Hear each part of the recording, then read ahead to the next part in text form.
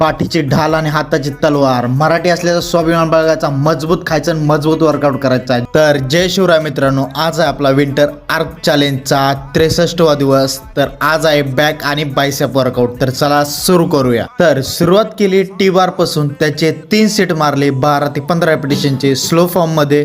त्याच्यानंतर लॅट पुल डाऊनचे 3 सेट। भाई बॅकचा वर्कआउट असला आणि ही मशीन मारली नाही म्हणल्यावर बॅकचा वर्कआउट अपुरा असल्यासारखं वाटतं। त्याच्यानंतर क्लोज ग्रिप पुल डाऊनचे 3 सेट मारले स्लो फॉर्म एकदम रापचिक मध्ये। त्याच्यानंतर बॅक लास्ट वर्कआउट बार्बल रोचे 3 सेट। तर मित्रा बॅकचा आपला रापचिक वर्कआउट झालेला आहे पूर्ण। आता बायसेप वर्कआउट। तर बायसेपचा पहिला सेट घेतला सिंगल हँड पिक्चर कर्ल, त्याचे 3 सेट मारले 12 ते 15 रेपिटेशनचे मजबूत।